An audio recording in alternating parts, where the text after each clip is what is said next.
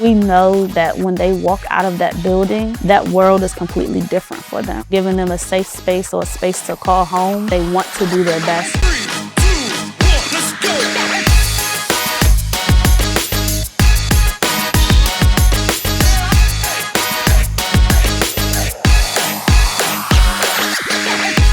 Hey fam, welcome to the Tenacious 10, where we spend 10 powerful minutes with some of the most committed, passionate, and tenacious teachers. In this episode, we talk to Daijon Rice, a kindergarten teacher at Friendship Chamberlain Elementary and Middle on Capitol Hill in Washington, D.C. Miss Rice, thank you so much for joining the podcast. Thank you for having me. So I was just in your classroom on Tuesday, and it was such an epic experience. I had to have you come on this podcast. Your kindergarten babies rushed out and hugged me, and it was such a beautiful experience. It made my day. I'm sure that you made their day too. Before I entered your classroom, I talked to Principal Harris, Diamond Harris, and I said, you love your principal? Yes. Yes. And Miss Torres. Yes, they're amazing. They're amazing. They are the best. And so I said, hey, who do I need to talk to? What classrooms do I need to visit? And without question, they said, you've got to go visit Miss Rice's class. Because they didn't even tell me. Yeah. They knew you were going to be ready. They knew you were going to be ready. Your room, your classroom radiates so much joy and so much creativity. And this podcast is really how this spirit of tenacity plays out in the practice of great education. What does tenacity mean to you as an exceptional teacher? I would say tenacity means to beat the odds. Just stay strong. Have your best foot forward, regardless of what you're faced with. Becoming a teacher at a younger age, you really had to learn the ropes and really experience it for yourself. So I would just say beating the odds. So as a kindergarten teacher, and perhaps even on your journey, your education journey, your journey as a teacher, where did you have to be most tenacious, or was there a tenacious moment that really shaped how you deliver every day? I would just say being there every day. People have so much faith in you. Every year you get stronger. You start to dive deep into your practice. I just think it's just getting to see your growth every year, making sure that your students are hitting certain targets, and being present in the classroom with your students. That's what really makes me feel like, okay, I have to give this my all. I have to figure out how I can maneuver and make this work. How long have you been teaching? I've been teaching that for 8 years. So I've been at Chamberlain for 8 years, but I've been teaching for 10. Okay. Yeah. And you started off where? I started off just subbing so I went to collegiate. My teacher at the time was telling me that I should come and do summer learning academy. And I was so scared because it was a group of boys. And I'm like, I look, small, look their age. They're not going to listen to me. She was like, yes, they will, because you demand high school boys? High school boys. And so I did that, and they just gravitated to me. They answered questions. They were respectful. They were so kind. Total opposite of what, I thought I was going to get just by me looking their age. And she said, this could be a good profession for you. And at the time, she knew the principal at Chamberlain, and she told him that I would be putting an application in. Did not ask me. She just said she's going to put an application in. I put an application in, and it went from there. And so my first kindergarten class at Chamberlain, they are now in 6th grade. Wow. Yep. So your origin story. So you're not new to Friendship. No.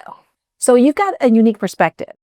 What makes Friendship so different and so special that you would stay and wouldn't want to leave? Friendship changed my perspective on just being a young African American in the world. I lived in Maryland at the time, and I wanted to go to the high school for all my friends. My mom was like, no, you're not going to, I think it was Suitland. No, you're not going to Suitland. And she's like, what is it for you there? Like, you're not into art, you're not dancing. You want to be going to healthcare. She heard about Friendship Collegiate, and they had a healthcare track. That's right. And she's like, you can go here. They have a white coat. They have a track that is specifically for what you're looking for later on down the line. And they have great work for college acceptances and stuff like that. And I was just like, I'm scared to leave what I know. And she was like, nope, you're going to do it. So she tricked me and told me I was going to an orientation. She was going to be there. She signed me in and said she had to go to the bathroom and left. Wow. And so when I came back, the lady that was showing us Collegiate's around. a really big school, so I know you were more than a little nervous. Yes. So when I came back, they was like, "Oh, you're going to be in this class." And I'm like, "Huh?" It was summer bridge. Wow. And I was so embarrassed. I was the only one out of uniform. So 9th grade. Yes. I was the only one out of uniform. I'm like, okay. And from there, I stayed. I loved it. And I thank my mom to this day for just pushing me out of my comfort zone. Again, as I got older, I started realizing just like how important responsibility is, taking your education seriously. And friendship is just like one big family. It was never nothing in school or outside of school that they weren't willing to help you with or show you the ropes or give you resources on. And I love the fact that they are shaping young minds, preparing them. That one line in our mission statement of just being well-rounded really sticks today. Like just having us be prepared anywhere. Like we can go anywhere and adapt because of the tools that they have equipped us with from early on. Just thinking of all the things that they give us and how they take care of us and they mold our talents. Like it's never anything that I can't come to someone in a network and say, "Hey, I want to pick your brain about this," or "Where should I go to get information about this?" And it's in-house. It's just a wonderful feeling. When this Tenacious 10 episode airs, if I'm not mistaken, Chamberlain is going to have a huge honor under its belt. It will be named a bold school. And by bold, it means it's a breakthrough school. That means that students at every academic level are not just meeting standards, but they're exceeding those standards, right? I'm so proud of us. You know, you should be, because that sounds great, right? And we appreciate the work, and you can say that. But what is the real investment? What is the secret sauce behind the work? What do you think makes Chamberlain such a special place? The passion for our children and families. We know that when they walk out of that building, that world is completely different for them.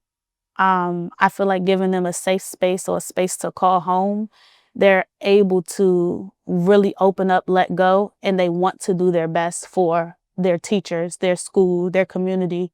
They want to really show you what they know. We have a lot of kids in Chamberlain that just don't get that love or poured into at home. And it's important to know that you're supported when you want to learn, when you want to invest in yourself. And so from young, I pour into them emotionally to get that kick out that we need for what I'm trying to give to you to stick. I always tell parents that we don't only focus on educational, but social emotional will take you far as well. If you are able to greet someone or know patience or know how to be kind to people, that also gets you just as far as having a great education. So I think Chamberlain teachers and our community as a whole does a good job into just pouring into our whole child, like making sure that families are supported, making sure that we hold parent PDs if the homework is getting harder. Just making sure parents are on board with like what's going on, what's changing, what's happening in the world, how we can best serve your kid. Just like we're teaching them at school, we should be on the same team at home. And I think that's what really, really drives our grit to make sure that just like our kids are showing their best for us, that we are saying, hey, you guys are giving us exactly what we need. We want to celebrate you too. So it's interesting, a great education isn't just about that academic rigor, although you can't have it without the academic rigor. Yeah. But it's also the sense that I saw when I was there, when I was walking the halls. There wasn't a child that walked down the hall from the security desk to the classroom, to the front office, to the innovation lab. Wherever you were going, someone was calling you by your first name. They were giving you a hug, and they were sending you on your way. Yes. Right. So I noticed that community was really tight knit. And then this is something I thought was really interesting about your class. You are that teacher, right? So let's say you got a kindergarten student and she's in your class. That means her younger brother wants to go to her class, the nephew wants to go to the class, the cousin wants to go to your class. What are you doing every day, you think, that makes an entire family or community say, if I'm going to Chamberlain, I've got to enroll in Miss Rice's class? I can say I'm showing up, putting my best foot forward. And this really sticks hard to me as a parent now because you really want the best for your child. And I'm in a fortunate situation where, I was able to go to school. I was able to provide and have a good head start for my son. But I realized in our community, that's not always possible for others. And so giving those parents the backbone to say that their child is in a loving, safe space, I want to go 100% because I know that's what I want for my child. So I show up to work. I do the best that I can. I make sure that I tap into each child's personality, give them their own special attention because as much as we like to see ourselves as a community, we also have to foster the individual personalities that we have. So kids know when you love them. They know when you care. And when they know that you love them and you are fully invested in them, they go all the way for you. And that's something I don't take for granted. Like, I know I can get my students to learn and be where they need to be because I give in what they need. So I think that's the biggest piece. Well, listen, thank you so much for being so incredibly tenacious Thank you. and demonstrating your tenacious spirit with a spirit of love, with a spirit of care. You talked about giving 100% every single day. And I know that you feel that love from your kids, but I can just tell you as a parent, that's the kind of teacher that makes you feel so good to drop your kid off every morning. Yes. So thank you for being the model of a tenacious teacher. Thank you for And I'm coming back to your classroom, okay? Because I need my hugs. I need my hugs. They're okay? gonna, especially Madison. Madison remembered your name. Oh my goodness. Yes. She said, Listen, don't get me started. Don't let me set up office at Chamberlain next week. Oh my gosh. Come. I will. All right. Thank you so much. Thank you. Until next time. Next time. All righty. Let's hug.